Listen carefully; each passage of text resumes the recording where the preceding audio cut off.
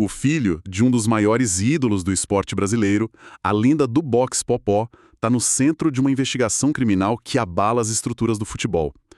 E não, a gente não está falando do ringue. A gente está falando de uma suposta rede de manipulação de resultados, que vai da Série C até a elite do Brasileirão. Hoje, a gente vai mergulhar nos detalhes de uma denúncia do Ministério Público do Paraná, com base numa reportagem bem completa da ESPN. Nossa missão aqui é entender não só quem são os envolvidos, como o esquema funcionava, mas também decifrar o que as evidências, incluindo uma mensagem pessoal e muito forte do próprio Popó para o filho, revelam sobre a vulnerabilidade do nosso futebol. É um caso emblemático, sabe? Porque ele cruza a fronteira do esporte e entra com muita força na esfera criminal. E ele nos obriga a olhar para além daquele glamour da Série A, né? A gente foca num submundo onde a fama de um ícone, ela pode ser usada como isca. Uma isca para corromper o jogo. É uma história bem mais complexa do que parece. Muito mais. Certo, então vamos aos fatos para organizar isso. O Ministério Público do Paraná denunciou formalmente 3 pessoas.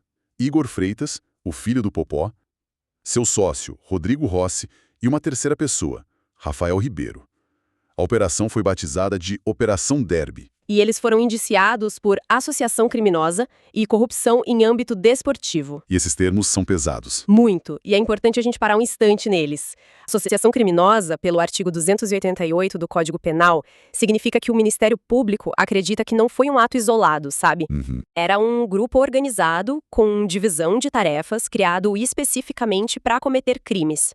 E a corrupção em âmbito desportivo, isso vem da Lei Geral do Esporte, que é bem nova, de 2023. Isso me chama a atenção. Quer dizer que se isso tivesse acontecido, 5 anos atrás, o tratamento legal seria diferente. Completamente diferente. E esse é um ponto-chave. Antes dessa lei, a punição para manipulação de resultados era muito mais branda. Ficava só no esporte mesmo, né? Exato, ficava quase que só na esfera esportiva. Suspensões, multas, tudo decidido por tribunais desportivos. A grande virada de chave aqui é o judiciário dizendo, olha, isso não é só um problema do futebol, é um problema da sociedade, é crime comum. Entendi. Guima, que coloca o Brasil mais alinhado com legislações mais rígidas, como as que a gente vê na Europa. Lá, a manipulação de resultados é tratada com o rigor de um crime contra a economia popular. A justiça comum está dizendo o jogo acabou para esse tipo de prática. E a reportagem até menciona que as penas, se eles forem condenados, podem ir de 2 a 6 anos de prisão. Isso. O que muda totalmente a percepção de risco para quem pensa em entrar num esquema desses. Com certeza. Deixa de ser um mau negócio esportivo e vira um risco real de perder a liberdade. A denúncia já foi aceita pela justiça, tá? Isso significa que um juiz viu indícios suficientes para que eles se tornem réus. Então não é mais só uma suspeita. Não, é uma acusação formal em andamento. Ok, então o cenário legal tá claro. Mas o que realmente me intrigou na reportagem foi o método. Não era um suborno simples, tipo, toma aqui o dinheiro e leva um cartão. Era algo muito mais calculado, que dependia de um único e poderoso elemento. O nome, Popó. Sim, o modus operandi é a parte mais fascinante e ao mesmo tempo perturbadora da denúncia. A investigação aponta que o Igor Freitas era a ponta de lança. O homem do primeiro contato. Ele abordava jogadores pelas redes sociais, principalmente Instagram e WhatsApp. E como era essa abordagem? Ele chegava dizendo, oi, sou filho do Popó? Quero manipular um jogo? Assim, na cara dura? Não, era muito mais sutil. Segundo a denúncia, ele se apresentava como filho do Popó e logo em seguida como um empresário e representante com acesso direto às maiores empresas do mercado nacional. Nossa. Ele dizia que atuava em projetos estratégicos, ativações e negociações de patrocínios. Ou seja, ele não vendia um crime, ele vendia uma oportunidade. Ele criava uma fachada de legitimidade. De poder. É a clássica engenharia social. Usar um elemento de confiança, a fama do pai, para baixar a guarda da vítima antes de fazer a proposta real. Perfeito, é exatamente isso. E uma vez que essa porta era aberta, o papel dele supostamente acabava ali. Quem assumia a negociação mais direta, a proposta de manipulação em si, era o sócio, o Rodrigo Rossi. Uma tática de 2 etapas, então. Isso. Igor usava o capital social da família para gerar credibilidade e curiosidade, e o Rossi entrava para fazer o trabalho sujo. Mas isso me deixa curioso. Será que isso funciona tão bem assim? Quer dizer, um jogador profissional, mesmo de uma Série C, ele não ficaria com o pé atrás ao receber uma mensagem de alguém se dizendo filho do Popó? Não poderia soar como um golpe qualquer? É uma ótima pergunta. E a resposta provavelmente está na vulnerabilidade desses atletas. Pensa num jogador da Série C ou B, o salário muitas vezes é baixo, o contrato é curto e a incerteza sobre o futuro é enorme. Sim. Aí, de repente, o filho de uma lenda do esporte, alguém cujo nome é sinônimo de sucesso e dinheiro, entra em contato oferecendo uma parceria. A curiosidade deve falar mais alto. Exato. A curiosidade natural pode superar a desconfiança inicial. Porque ele não está oferecendo dinheiro sujo de cara, ele está oferecendo acesso, influência. A proposta ilícita vem depois, sabe? Quando a relação de confiança já foi minimamente estabelecida. É uma isca muito bem pensada. Muito. Uma isca que, felizmente, não foi mordida por todos. E é aqui que a investigação ganha corpo, com as denúncias dos próprios jogadores. A reportagem da ESPN detalha que a operação começou de fato a partir do depoimento de 2 atletas do Londrina. Sim, esse é o ponto de virada da história toda. Eles procuraram a polícia para relatar que foram abordados pelo Igor e pelo Rossi, e com uma proposta bem específica. Que era Receber cartões amarelos de propósito no jogo contra o Maringá pela Série C de 2025. A oferta para um deles foi de R$15 mil. R$15 mil. Para um jogador de Série A pode parecer pouco, mas para um atleta da Série C, isso pode representar vários meses de salário. Exatamente. A tentação deve ser imensa. Gigantesca. E é por isso que a atitude desses jogadores é tão... Heróica. É a palavra. Denunciar um esquema desses não é uma decisão simples. Eles não estão só recusando dinheiro fácil, eles estão arriscando tudo. Tenho medo de retaliação. Com certeza.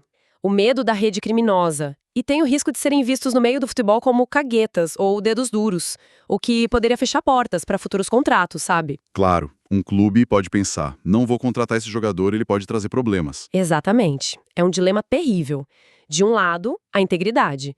Do outro, a carreira e até a segurança pessoal. E é por isso que, para cada denúncia que vem à tona, A gente pode imaginar quantas outras propostas são feitas e nunca reportadas. Ou, pior, quantas são aceitas. A coragem desses 2 jogadores do Londrina foi o fio que permitiu aos investigadores puxar o novelo inteiro. Sem eles, talvez nada disso estaria sendo discutido hoje. e a reportagem traz mais um caso de recusa que é muito emblemático. Envolve o lateral Reinaldo, que na época jogava pelo Mirassol. O sócio do Igor, o Rodrigo Rossi, teria enviado um áudio para ele. Um áudio de visualização única. Exato. O que já é um método que indica a intenção de não deixar rastros, né? É uma ferramenta comum em comunicações que se querem manter secretas. Mas a resposta do Reinaldo foi por escrito, clara e direta.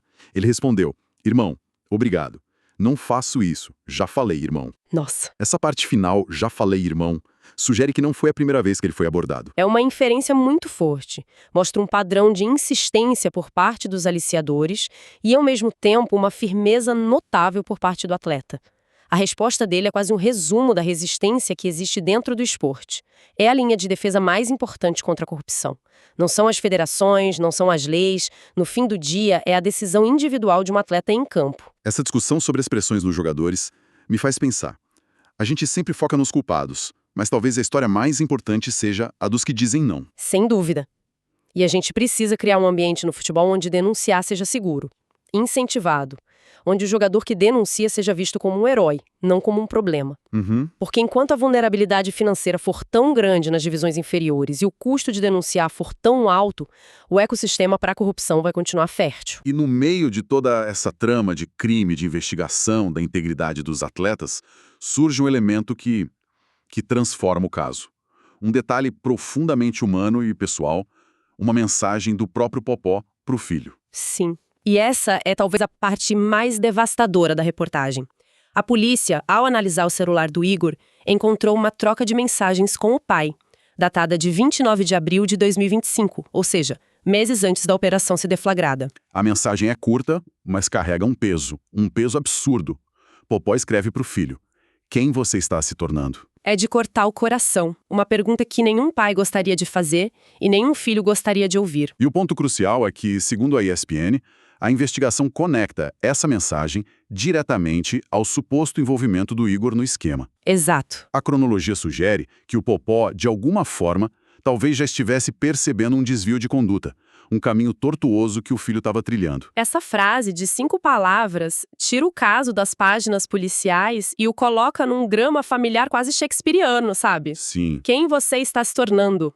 Vinda de um pai que, para o Brasil, é a personificação da superação, da disciplina, de sair da pobreza extrema para se tornar tetracampeão mundial, o peso é imensurável. É a dor de um pai que construiu um legado de honra e que talvez visse esse legado sendo manchado. Exato. Mas também me faz pensar em outra coisa. a enorme pressão que existe sobre os filhos de ícones do esporte. E não estou, de forma alguma, justificando os atos investigados que são gravíssimos. Claro, claro. Mas essa mensagem pode revelar não só um desvio de caráter, mas também a tragédia de alguém tentando construir a própria identidade à sombra de uma lenda. Às vezes na tentativa de provar o próprio valor ou de alcançar o mesmo sucesso por um atalho. Caminhos errados são tomados. Isso adiciona uma camada de complexidade que vai muito além do simples certo ou errado. Mostra a dimensão humana, a dor familiar por trás da manchete. Deixa de ser só sobre apostas e cartões amarelos e passa a ser sobre legado, valores e a quebra de uma confiança fundamental. Transforma a história.